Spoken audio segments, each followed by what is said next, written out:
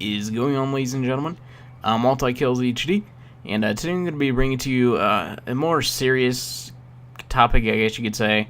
And I have some opinions about something, but before I get into this, guys, if you guys have not checked out my second channel named Moab and Noobs, make sure to go check it out. It basically just got partnered by Yaush this week.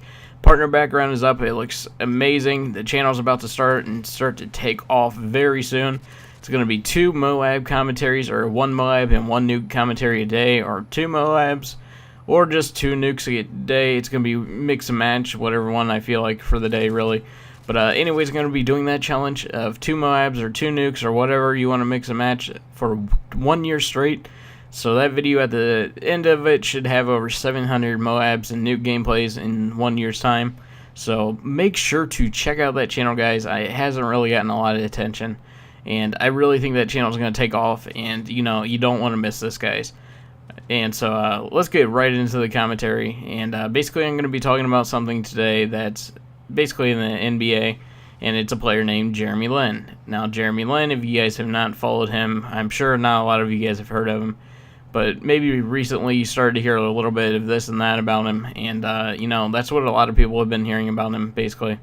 And basically he played for the Golden State Warriors at the beginning of the season and really didn't shine at all. He was one of those players that people would just put on their sports fantasies, or NBA fantasy team or whatever, just as a backup player. Like, it wasn't a major player. Like, you're not going to pick him over LeBron at the beginning of the season or something like that. But basically he was just one of those players that were just there, and nobody really knew why he was there.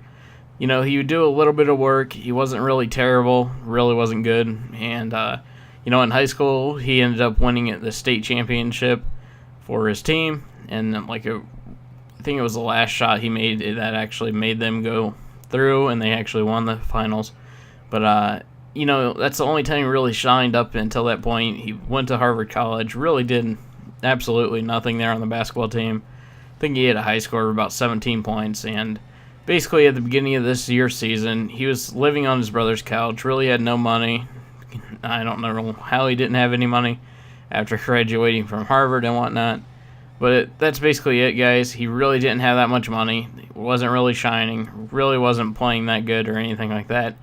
But basically whenever he got traded to the New York Knicks, basically this guy took off.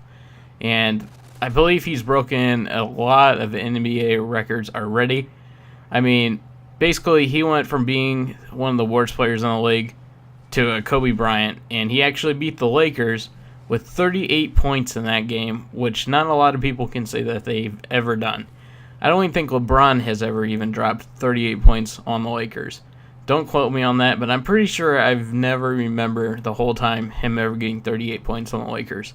I mean, Lakers been probably one of the best teams in the league for a long time now. I mean, they've probably been in the top 10 for about 15 years or so, guys. I mean, that team is amazingly good and consistent.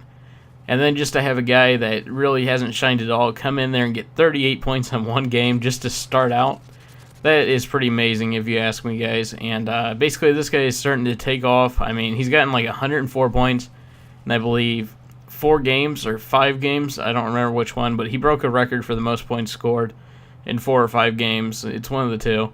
And, I really think this is really a success story. I mean, now everybody's going around saying it's Lin-tastic. I don't remember what it is. Lin-sanity and, Lin City and things like that because his last name's Lin. I really think that's really cool, but I think a couple people may be taking it a little bit too far. Everybody has their good games, and everybody has their bad games. I mean, LeBron, he's a choke every fourth quarter. I mean, he's 100% or more every single game. I mean, he gives it his best. I mean, the dude's insane with what he does until the fourth quarter, and then he usually chokes and usually ends up losing the game. Or they just put him on the bench in the fourth quarter, which I'd recommend doing if you're any NBA coaches for some whatever random reason are watching my video. Just put him on the bench after the third quarter because he's not going to give you anything most likely. Yeah.